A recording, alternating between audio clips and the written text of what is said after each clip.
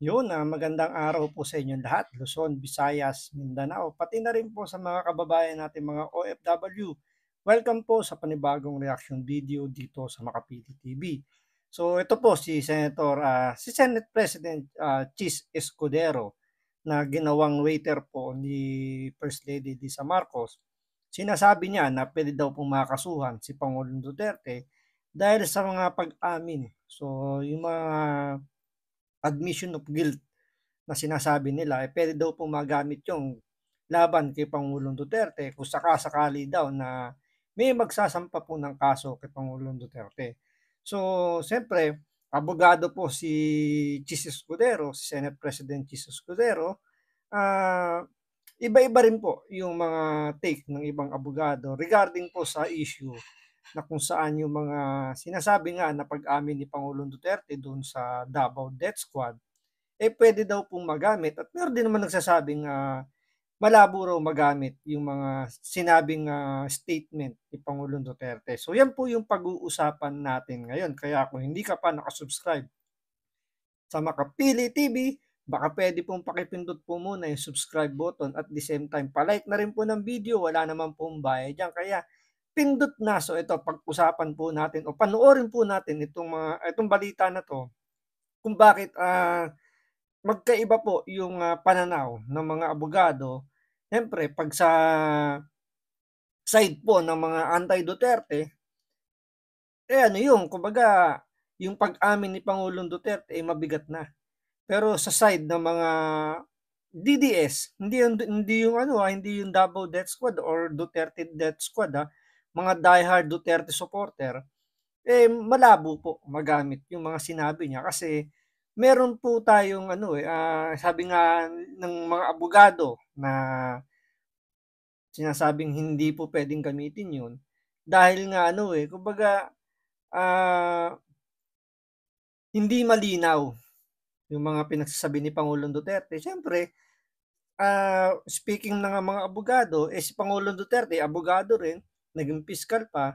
So alam po niya yung kanyang mga ginagawa nung time na siya umattend ng Senate hearing. So siyempre, hindi naman siguro siya gagawa ng isang bagay na alam niya ikapapahamak niya. Kaya nga 'di ba yung war on drugs niya, hindi siya makasukasuhan kasi nga alam niya kung paano niya lalaruin o hindi naman siguro lalaruin. Alam niya yung batas para hindi siya makasuhan. So yan po yung pag-uusapan natin ngayon. So panoorin natin tong balitang to.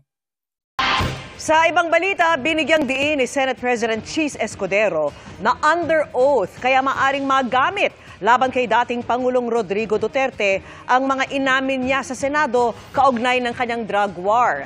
Pinag-aaralan na rin yan ng kampo ng ilang biktima. At nakatutok si Sandra Aguinaldo. Meron akong death squad, pero hindi yung mga pulis. Sila rin yung mga gangster. Yung isang gangster, utusan ko, patayin mo yan, kaya kung hindi mo patayin yan, patayin kita ngayon. Ang sinabi ko, ganito, prangkahan tayo, encourage the criminals to fight. Encourage them to draw their guns. Para kay Senate President Francis Escudero, marami sa mga nasabi ni dating Pangulong Rodrigo Duterte sa Senado kahapon narinig na noong Pangulo pa siya. Pero may malaki pa rin daw kaibahan dahil under oath o pinanumpaan ang mga sinabi ni Duterte sa Senado kahapon. Lahat ng binitiwan niyang salita kahapon ay under oath, pinanumpaan. At sinabi niyang yan ay totoo sa abot ng kanyang nalalaman na pwedeng magamit kung sakasakali pabor o laban sa kanya. Hindi marahil pwedeng sabihin biro pa kung ano man ang pinanumpaang sinabi niya. Sabi ni Senadora Riza Ontiveros, sana ay seryosong nire-review ng Department of Justice at International Criminal Court o ICC ang maraming pinanumpaang pag-aamin ni Duterte. Gaya ng paglikha ng death squad sa Davao City, ang tangka niya habang Pangulo na kumbinsihin ng police officials na patayin ang ilang individual at ang utos niyang himukin ang mga suspect na manlaban para sila ay mapatay. Anang So, doon muna tayo sa sinasabi nila na under oath daw po si Pangulong Duterte nung binibitawan niya yung kanyang mga statement. Tama naman. Pwede naman talaga magamit sa kanya yung mga sinabi niya dahil nga, kumbaga, pinanunumpahan niya, di ba? Pero ito lang naman ang ano natin dyan, nakakapagtaka lang naman. Napansin ko lang din naman, bakit pag may mga Senate hearing, yung mga resource person nila, gumagawa ng affidavit, under oath pa sila.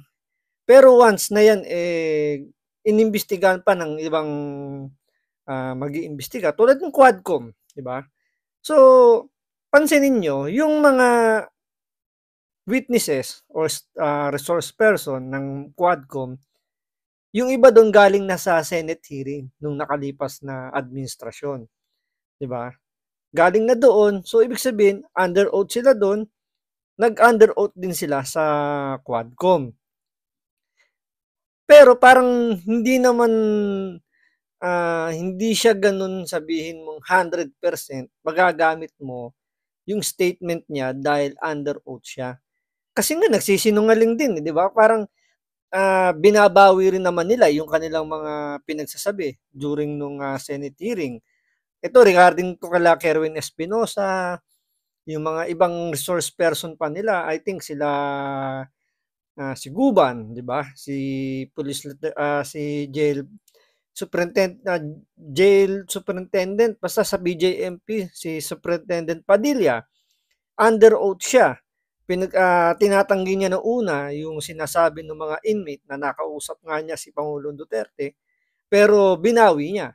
So, under oath, binago niya yung statement niya. So, parang wala rin namang epekto yung sinasabi nilang dahil under oath ka, kumbaga, pwedeng magamit yung statement mo. Parang hindi naman totaling ganun yung nangyayari. Ito napansin ko lang naman. Tulad ni Kerwin Espinosa, di ba? Idinidiin nila nung una na si De Lima sangkot daw po sa illegal na droga doon sa loob ng Bilibid. So under oath siya, meron pang affidavit na ipinasa, pero later on binawi niya rin. So hindi naman nakasuhan si Espinosa or hindi naman siya, kumbaga hindi naging parang walang effect yung pagiging under oath niya. So dito nakikita lang siguro ni Pangulong Duterte, kahit na under oath siya doon, hindi yun magagamit basta-basta laban sa kanya. So mamaya ipaliliwanag din dito kung bakit kumbaga hindi ganun kadali para magamit yung mga statement niya kahit na under oath siya. Ngayon, ito pa pala yung sinabi naman, isa pa niyang sinabi rito, di ba? Yung ini-encourage niya yung mga kriminal na lumaban, na bunutin ng kanilang mga baril. Ako, sa palagay ko, wala namang mali doon. Kasi hindi mo naman, kumbaga, ini-encourage mo lang. So, depende pa rin naman sa kanila yon kung susundin ng mga kriminal, kung kaagatin nila yung pinapain ng mga pulis. Which is, kumbaga, kay Pangulong Duterte, tsaka wala namang batas doon, sabi nga ni Atty. Sal Panelo tungkol doon. Kumbaga doon, ni-real talk na lang ni Pangulong Duterte dahil nga mapupuno lang po yung ating kulungan kung lahat po dadalhin doon, di ba? So dagdag gastos po sa gobyerno yun, imbis na yung ipapakain mo doon sa mga kriminal na yun, iibigay mo na lang sa mas nangangailangan na mga inosente. Parang kay Pangulong Duterte kasi, di bali nang pakainin mo yung mga inosente kesa yung mga kriminal yung pakakainin pa, yung gagastos pa ng gobyerno. So, kumbaga sa kanya, bilang presidente, so ano niya yun, duty and responsibility niya na tulungan yung mga kababayan natin at kumbaga iligtas yung mga civilian or mga law-abiding citizen sa mga kriminal. Kasi ang kriminal hindi naman talaga dapat yan bine-baby, di ba? Sabi nga sa commercial or sa ads ng isang alcohol, ang mikrobyo hindi yan bine-baby. Dapat yan itinataob. So yun lang naman yung pinakapunto doon. At mandato naman si Pangulong Duterte ng batas kasi nga siya ang presidente. Yun ang kanyang duty and responsibility sa bansang Pilipinas, kaya siya minahal ng taong bayan. Senadora, dapat managot muna si Duterte sa batas ng tao bago ang parusa ng impyerno dahil inako naman niya ang responsibilidad sa madugong war on drugs.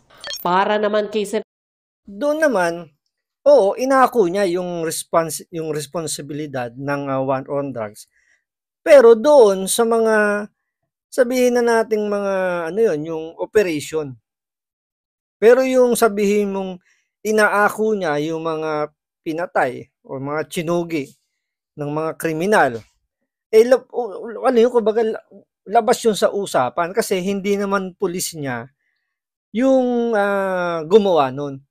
Mostly, ang mga gumagawa nun ay yung mga sindikato. Sinasabi lang nila na mga pulis yung gumawa nun para maikonekta nila kay Pangulong Duterte, which is maling-mali naman yun.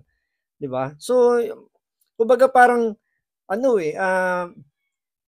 hindi naman ikaw yung direktang nag-utos, or sabihin natin may utos kang ganun, pero hindi naman nila sinunod yung tamang procedure. Bakit ikaw yung mananagot? Diba? Hindi mo naman kayang bantayan yung lahat ng pulis na gagawa ng operation kung ito ay susunod sa kanilang yung tamang protocol. Dapat nga yan, di ba? Command responsibility dapat yan. So, kung ang nagkamali dyan, yung nasa baba, ang dapat managot dyan, yung susunod na mas mataas yung rango. Hanggang dun sa umabot sa tamang rango na may take ng responsibility dun sa operation.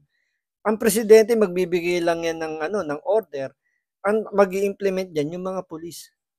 So hindi naman tama na kumbaga may ginawang kalokohan yung isang pulis, ang kailangan mo sisihin kagad yung presidente dahil siya yung nag-utos. So napaka very very wrong naman yung ganung klase. So ito naman, ito yung take ni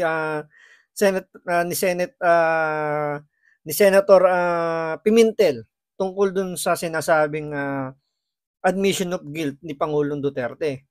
Senator Coco Pimentel, chairman ng Senate Subcommittee na nagsasagawa ng pagdinig sa drug war, nais niyang mapag-aralan ng mga abogado sa loob at labas ng gobyerno ang mga sinabi ni Duterte habang under oath. Ang tanong, pwede bang ipagharap ng kaso si Duterte base sa mga inilahad niya sa Senado? Sabi ni Escudero na isang abogado, maaring maggamit ng mga biktima ng drug war ang pahayag ni Duterte. Kasi sa dulo, kailangan mo pa rin na magrereklamo. Ang party in interest, ang pwede maging complainant ay pamilya ng biktima. Ilang kaanak ng drug war victims mula sa grupong Project Paghilom ang dumalo sa pagdinig. Kasama si Randy De Los Santos, tiyuhin ni Kian De Los Santos na nasawi sa kasagsagan ng kampanya. Ito yung isa pa napansin nating pupuntuhan din. Mukhang tama si Senator Bato de la Rosa dito. Ngayon, sabi nga ni Chis Escudero na kailangan may magsampa ng kaso para mapanagot daw si Pangulong Duterte. Pero ang tanong, bakit wala pa rin nagsasampa ng kaso hanggang ngayon? So sabi nga ni Senator Bato de la Rosa rito, kung walang magsasampa ng kaso, ibig sabihin propaganda lang yung mga ginagawa nila. So parang ginagawa nila para sa kanilang pansarili lang. Hindi talaga para tulungan itong mga biktima na sinasabing biktima ng EJK or what so called, kung anong tawag nila dyan. Kasi kung talagang yan, mayroong concern, talagang gusto nilang panagutin si Pangulong Duterte, bakit hanggang ngayon hindi sila nagsasampa ng kaso dito sa Pilipinas? Bakit iniingay lang nila doon kagad sa ICC? Siyempre, sa tingin natin, ang pinaka number one magiging requirements dyan ng ICC para yan umusad. Siyempre, titingnan muna nila kung meron bang ginawang paglilitis dito sa Pilipinas, kaya idiniin sa kanila, kumbaga bakit ibinigay sa kanila yung, bakit sa kanila magrereklamo. Diba? Una, siyempre, titingnan muna nila dyan, ano ba yung trabaho ng ICC? Ang trabaho ng ICC, sa aking pagkakaalam, pumapasok lang sila kapag ang isang bansa ay hindi na gumagana yung justice system. So, yun yung number one requirements. So, pwede bang sabihin nila yung justice system ng Pilipinas hindi gumagana? Parang napaka-unfair naman sa mga sa justice system natin, especially sa mga judge, kung sasabihin na hindi, kumbaga, patay ang ating justice system kasi nagtatrabaho sila eh. 'Di ba? Meron naman nabibigyan ng ano, may mga time na mabilis yung paghatol ng sentensya tulad nung anak ni ano ni Boying Remulla, 'di ba? Na nakasuhan ng illegal drugs. So napakabilis na nilitis lang yung kanyang kaso. So masasabi mo ba doon na patay ang ating justice system? Hindi. Bakit? Hinatulan kaagad not guilty.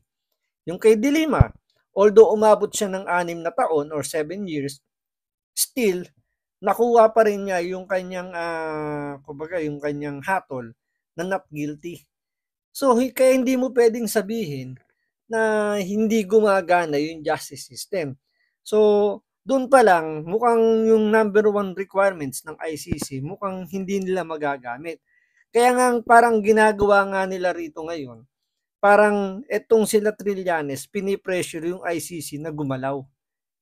Kumbaga, instead na yung ICC yung mag-iimbestiga, ang ginagawa ngayon nitong grupo nila Trillanes, nila Hontiveros, nitong mga gumagawa ng propaganda na hindi naman concern talaga siguro doon sa mga biktima, di umano, parang, alam nyo yun, yung bigay lang sila ng bigay ng ano ng mga detalye ng mga ebidensya or kung anong tawag nila ron.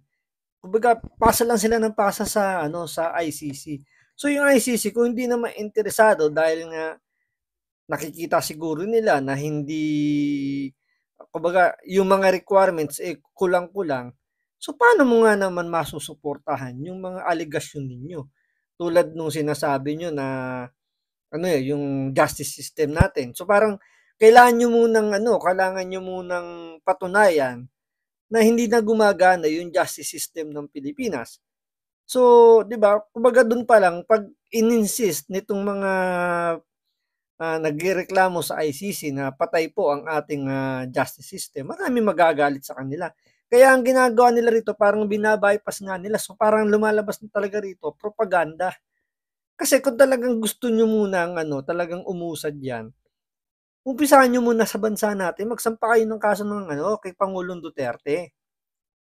Ngayon, kung talagang sa palagay ninyo, halimbawa lang, hindi binigyan ng, hindi pumubor sa inyo at sa palagay nyo, parang kakulangan kayo dun sa hatol, yun yung time na pwede na kayong umakyat sa ICC. Ngayon, reviewing ngayon ng ICC kasi magkakaroon ng ng paglilitis, di ba? So both parties may imbestigan. So pwede nang makita ng ICC kung mayroong bang batayan yung inyong inirereklamo. Pero sa ngayon, kung lahat ng ebidensya ay galing sa inyo, wala man lang galing dun sa inirereklamo, so hindi sila makapag-conclude kung totoo ba yung mga alegasyon dahil lang nakukuha lang nila galing lang sa mga petitioner kagaya nila Trillanes. Kontra droga. Pinag-uusapan daw ng grupo ang posibleng legal na hakbang, pero sana raw ay tulungan sila ng gobyerno. Baka po pwedeng tingnan ng Department of Justice o ng mga NBI, sila yung mas may poder para tingnan po ang mga kasong ito at balikan. Tulad niyan, di ba? O tama naman na humihingi sila ng tulong. Pero dito kasi parang pinalalabas nila dito na yung DOJ at ang NBA walang ginagawa. Siguro naman nakapagsampa. Ang problema lang kasi ganito. Paano kikilos yung DOJ tsaka yung NBI kung wala naman nakasampang kaso? 'Di ba? Kasi ang hirap naman mag-imbestiga kung wala naman nakasampang kaso. Yan yung sigurong pinoproblema ng DOJ tsaka ng NBI.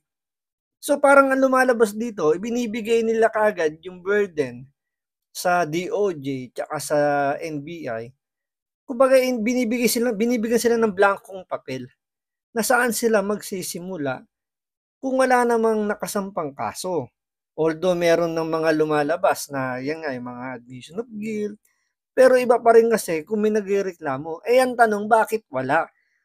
Sabi nga ni Bato de la Rosa rito, ni Senator Bato doon sa PARE, na sinasabi na very concerned daw sa mga biktima di umano.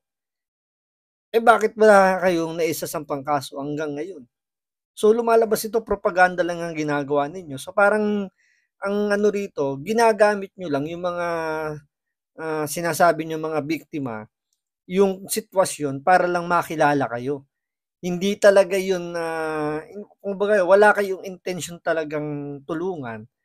Ang ginagawa nyo lang, ginagamit nyo lang yung mga pamilyang ito, yung ginagamit nyo yung kanilang emosyon para lang makilala yung pangalan nyo. Siguro meron silang planong politikal na siguro in the near future tumakbo sila sa politika para lang makilala. Kumbaga ngayon, nagtatanim na sila ngayon para makilala, para pag sila nag-declare ng kanilang candidacy kung ano ang position, madali silang maaalala kasi publicity is still publicity. Good or bad, still publicity. Yan yung ginagawa nitong mga so-called na tumutulong di umano dito sa mga biktima ng EJK daw. Ewan ko lang kung talagang tinutulungan nila o talagang meron lang silang ibang agenda dyan. Magbigay yung katarungan sa mga pamilya ko na nag-aasam ng katarungan. Sa panayam ng DZWB, sinabi ni Commission on Human Rights Chairperson Richard Palpalatok na hanggang ngayon, pinahihirapan sila ng PNP sa hinihingi nilang records kaugnay sa drug war. Kabilang daw sa nirarason ng PNP ang mga exemptions sa Freedom of Information sa ilalim ng Executive Order No. 2 ni Duterte. Hininga namin. Isa pa ito, yung CHR. Diba? Kung mag-iimbestiga kayo, mag-iimbestiga kayo. Hindi yung parang trabahong tamad yung ginagawa ninyo na lahat na lang ibibigay sa inyo yung mga kailangan ninyo. Ngayon, kung hindi maibigay sa inyo yung gusto nyo, magreklamo kayo. So, anong klaseng pag-iimbestiga? Yung gusto nyong gawin. Kung mag-iimbestiga kayo, mag-iimbestiga kayo. Kayo yung kumilos. May budget kayo eh. Trabahong tamad yung ginagawa yun na gusto nyo, yung investigasyon yung investigasyon ninyo manggagaling sa investigasyon ng ibang departamento. Ngayon, pag hindi nyo nagustuhan yung lumabas na resulta dun sa mga investigasyon ng pulis, sasabihin nyo nagkakaroon ng cover up, may pinapanigan, dahil kabaro nila. So, di ba, parang saan lalagay dito? So, ngayon, kung gusto nyo talagang patunayan na may nangyayaring hindi maganda, dapat manggaling ang investigasyon sa inyo. So, parang ang nangyayari dito, kinokopya nyo lang yung ginawa ni De Lima. Na si De Lima humawak, naging chairman ng CHR pero walang naisampang kaso. So parang ang dating dito, trabahong alam niyo, matawag lang siyang Commission on Human Rights Chairperson, chairman o kung ano man yan. Title lang yung habol nila, hindi talaga yung sabihin natin tutulong. Parang wala namang ganun nangyayari kasi nga, sabi nga ni Jingo Estrada, incompetent. Ni wala siyang naisampang kaso sa tagal-tagal na pag-upo niya diyan sa pwesto na yan. Ng reaksyon ng PNP pero wala pa silang tugon. Si Ontiveros nanawagan sa Malacanang na buksan sa publiko at Commission on Human Rights ang forensic data, police records at iba pang official documents ukol sa war on drugs ni Duterte. Sinubukan namin kunin ang panig ng Malacanang pero wala pa silang tugon. Para sa GMA Integrated News. Tulad yan, nakikiusap sila ngayon sa administrasyon ni Bongbong Marcos na buksan yung, kumbaga, merong ginawang batas na hindi pwedeng ibigay yung ibang mga confidential details regarding dyan sa PNP. Tapos i-request nyo na buksan ni Bongbong Marcos yung ginawang executive memorandum ni Pangulong Duterte. Parang ang nilalagay naman nila sa alangan dito, yung records ng PNP, kung yun ang gagawin nila. Siyempre, for every circular na yan, siyempre may mga confidential documents, confidential, yun nga, basta mga confidential documents dyan na hindi naman dapat malaman ng taong bayan dahil nga sa national security. So, hindi pa pwedeng basta-basta na lang ibibigay yung mga dokumento na kailangan nila. So, parang dito, gusto nilang itulak sa dingding si Bongbong Marcos para kumilos lang. Yung gusto, kumbaga parang makuha lang nila yung gusto nila. Kumbaga, isasandal nila ng todo-todo si Bongbong Marcos. Ang problema, si Bongbong Marcos, may takot din yan. Hindi yan basta-basta kikilos o gagawa ng isang desisyon na alam niyang pwede niyang ikabagsak. Alam niya na may hawak na alas ang mga Duterte laban sa kanila. Kaya etong si Bongbong Marcos umiisip ng ibang dahilan yan o ibang paraan na hindi basta-basta alam niyo, hindi basta-basta malalaman ng mga Duterte na kumikilos sila pa ilalim. So, sabagay, diyan naman magaling ang mga Marcos na tumirada pa ilalim. So, tingnan lang natin kung mapipwersa nila Hontiveros si Bongbong Marcos na maglabas din or pabuksan yung confidential documents na hinihingi nila sa PNP. So, yan po yung abangan natin. So, maraming salamat sa panonood. Ingat po kayo lagi. God bless.